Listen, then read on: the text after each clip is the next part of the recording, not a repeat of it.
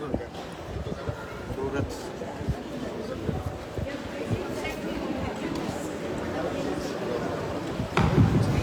na. Narinig lang tayo, sira na yung mic natin. Bismillahirrahmanirrahim. Alhamdulillahi wa bihi nasta'in. Assalamualaikum warahmatullahi wabarakatuh. Salam. Good morning sa inyong lahat. I think this is the best morning for my family.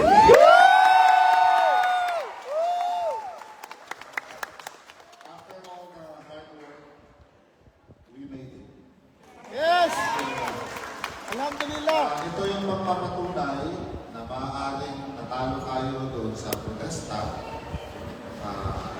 Ito yung klaro pagpapatunay na tayo na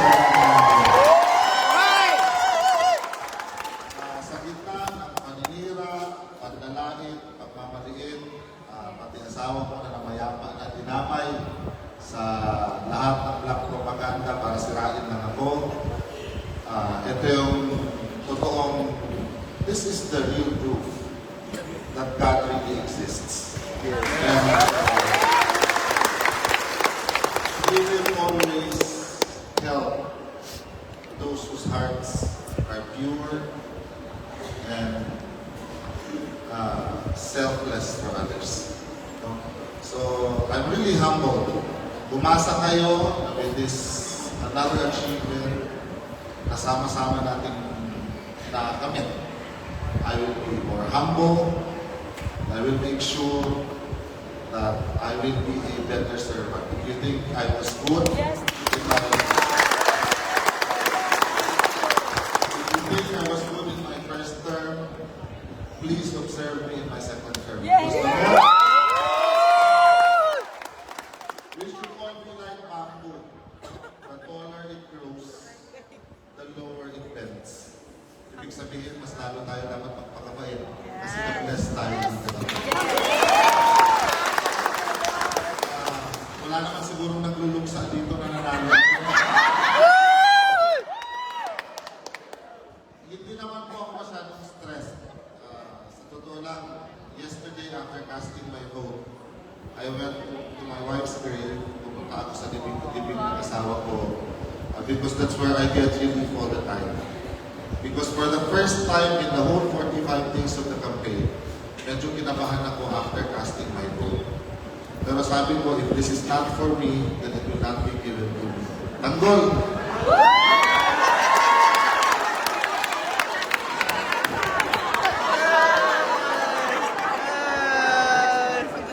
Nagulat siya kay natin lang.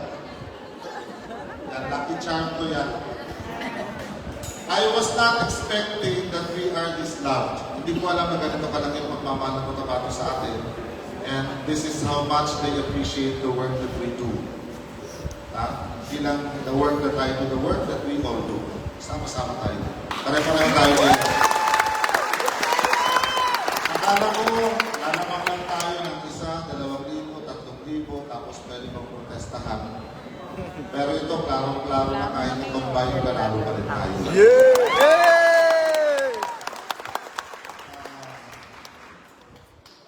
I was hurt. Tao lang po ako. I was hurt with everything that was said against me. But I am more hurt for my children who were affected. Kasi kahit nanay nila na may sakit, nanay nila na wala na, dinadamay pa sa pamumulitika ng ilang tao. Masyado akong minaliit na parang wala akong kakwenta-kwenta, pero taong bayan ang nagsabi na tayo pa rin dapat ang ulit ngayon.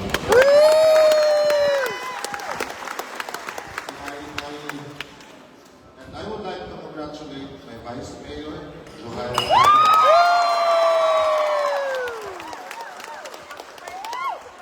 Makapakahinga na tayo ng maluwag pinagin.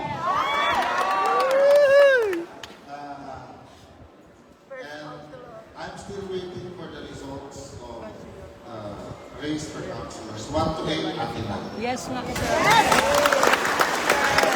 Yung 9 and 10, Unit. inshallah, pag nabuksan yung dalawa, sana akin pa rin. Yes! 9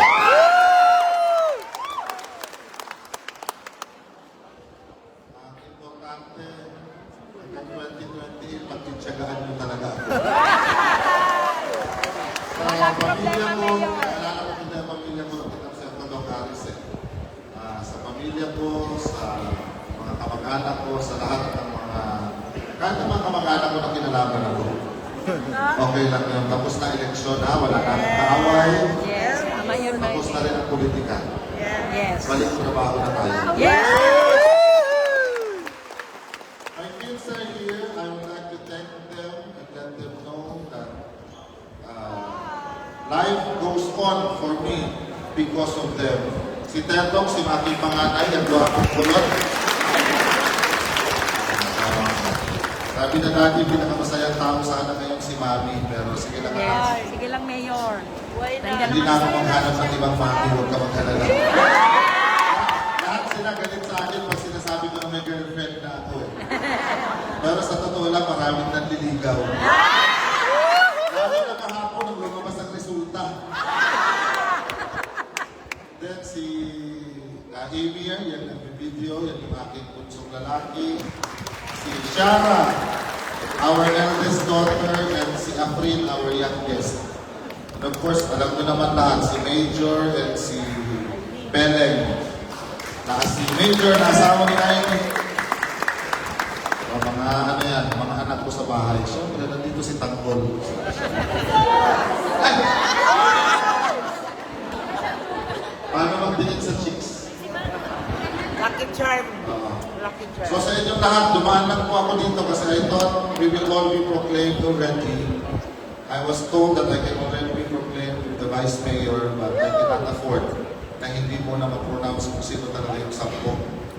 Kasi gusto ko sana napagod ko yung dalawang tail ender, si Councilor Joven Pangilan at si Councilor Shally Marcandao, and really praying hard that they will be able to get the 9th and 10th slot for the City Council.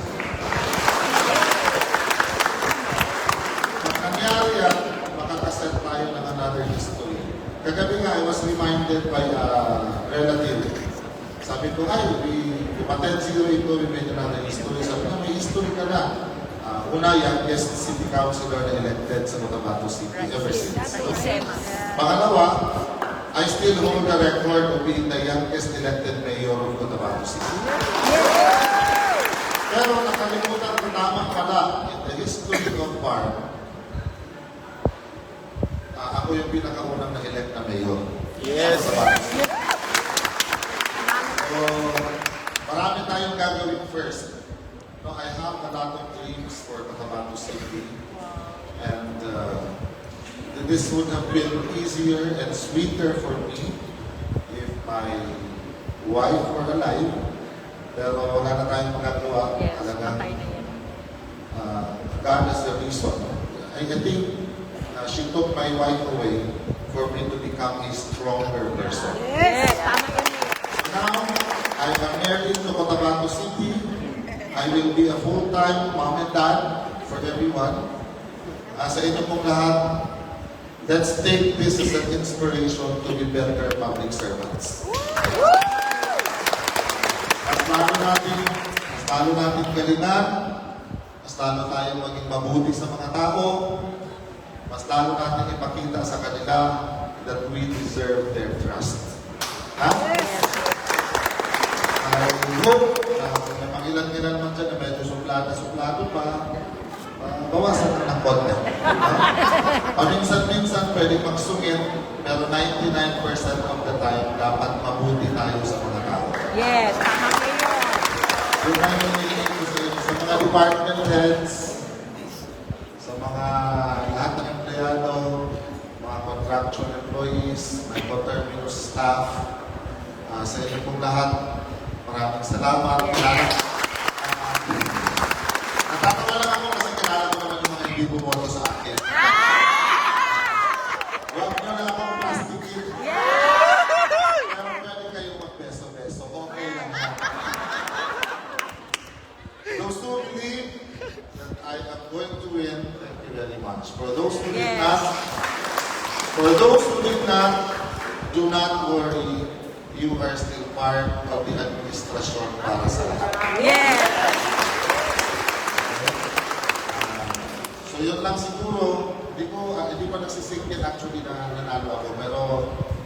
was a landslide victory for us. Yes. Ikaw na, Mayor. Ikaw na. Ikaw na, Mayor. By Sec J. Abdila. Palakpakan naman natin si Sec J. First time namin nag-campaign na magkano lang yung budget na binigay ko sa kanila. Siyempre, wala kami pera eh. Diba? Pero nakasurvive talaga tayo. Yes. So, diba? This is really for us. I thought konti lang yung lamang. Nararamdaman ko naman na mananalo ako. Kasi may nabasa ako na hula. Ang mananalo ko ng mayor sa Cotabato City, guwapo.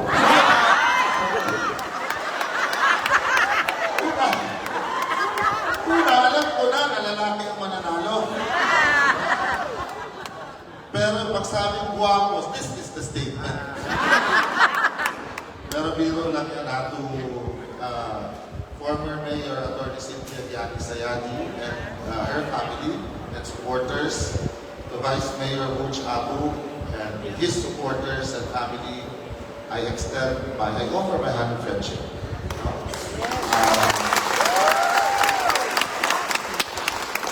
Maaaring may sama ng loob, syempre, normally ang ugalian. Ako naman, meron din sama ng loob.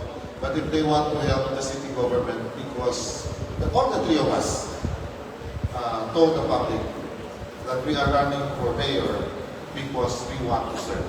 Yes. So if they really want to serve, they are welcome to help the city government in any possible way they can. Wala akong magpipigil sa kanila na tumulong sa administrasyon para sa lahat. But rest assured,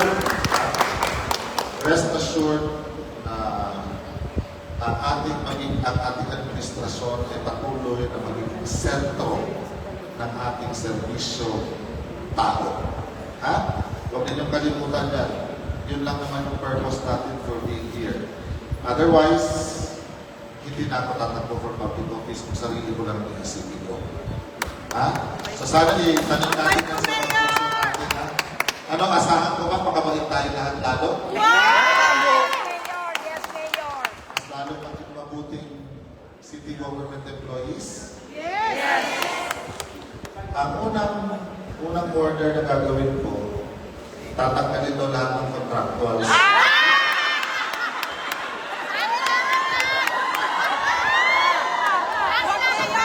Salamat sa inyong servisyo.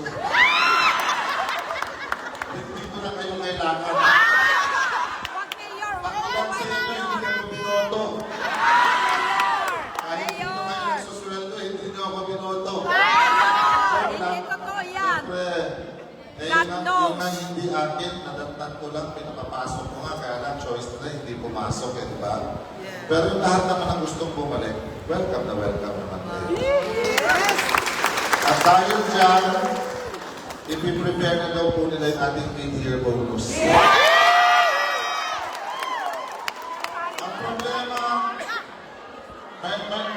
Ang problema lang natin, may nagsabi noong panahon ng kampanya, wala na raw tayong pera kasi inubos ko. Diyos ko, wala namang katotohanan. Kung inubos ko yung pera ng city government, wala kayong makikita development sa city. Wala pa investment. Yes, Mayor. I am here, my family and I are here for service. Kasi kung kami lang, masaya na kami, magsama-sama kami ng mga anak ko. Kasi kontento naman na kami sa buhay ko. Yeah, including my extended children, Major, Aimee, Peleng, Tanggol, and everybody in the family. Dami kong anak eh. Parang, sabi nga nila, alam mo ba, Mayor, bakit ka nanalo? Sabi ko, bakit? Kasi daw maraming magulang na masaya kasi laging suspended ang klase. Yes! Sa opening pa lang, 1-month holiday. Para tuloy-tuloy ang saya. Okay. So muli, maraming salamat sa inyo. Thank you din, Mayor. Hindi ko na talaga kayo maisa-isa. We might have a celebration after this, pero magpahinga lang po tayo ng konti. Alam ko may mga hangover pa tayo sa kampanya. Yung mga contractuals na hindi sumasama sa kampanya. Sana po kayo. Sana po kayo, pero I love you.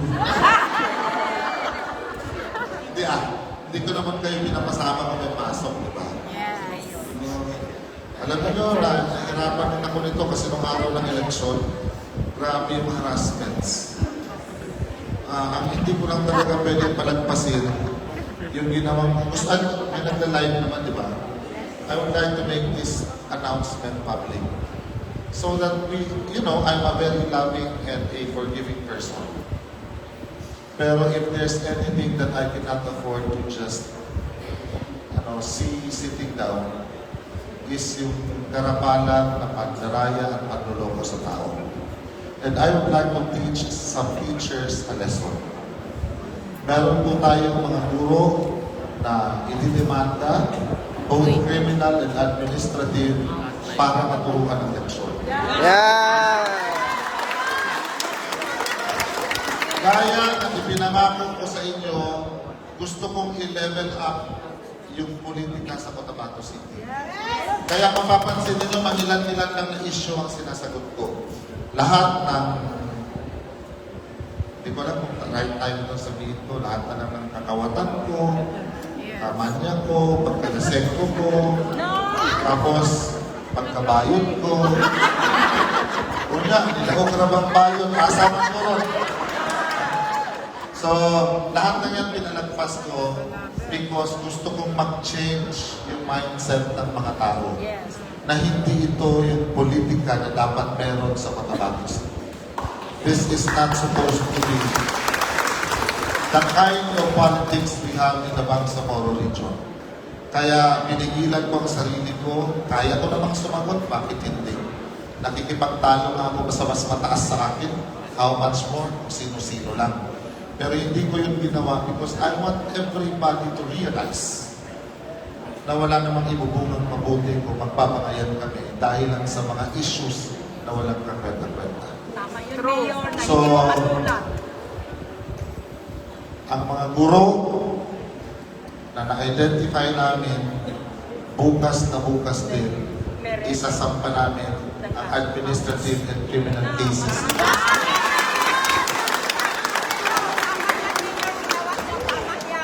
And there is one incumbent councilor na nag-stroke. Grabe yung ginawa doon sa Baguados. And then there is one incumbent official na nanakit ng tao sa Metamontaka area. Let's see what we can do to them. You know, I can forgive. I can forgive. But I cannot allow these people to continue doing this to other people. Masyado lang akong pasensyoso talaga at hindi ako pumatol. Mas minarapat ko na lang na pupunta sa libingan ng asawa ko kaysa makipagbasang ulo sa kanila. Yes, tama yun. Unang-una, kung makikipagbasagan ako ng mukha, malulugi ako. Mawala na pagkabugi ninyo, Mayor. Malulugi ako. Sayang yung Vicky Bello ko. But pinapatawa ko lang po kayo wala na tayong election. And hindi ko lang alam kung may magpa-file ng election protest na 11,000 ang lamang. Uy, alhamdulillah. Wala, Kung Mayor. meron man, haharapin din natin ulit. Ha? So, congratulations to all of you. Hindi si Mayor Bruce Matabalaw ang nagwagi. Hindi si Vice Mayor Madag ang nagwagi. Hindi ang UPGP councilors ang nagwagi. Ang nagwagi ang Cotabato City. Thank you very much. I love you all. Thank you so much, Mayor. In behalf of the Mayor, we would like to extend our deepest gratitude tungkol sa mga kasama natin ng Pumigi sa loob ng 45 araw. Walang init, iyakan, walang tubig, walang ulan, walang Maraming salamat, especially to DJSO staff who supported us all those times. SWD staff na walang sawang nagbibigay ng tubig. At marami pa mga opisina na tumulong sa amin. Pagpalayan ngayon ng Panginoon Diyos, pagpalayan ng Cotabato, pagpalayan pagpalain ng Bangsamoro. Assalamualaikum.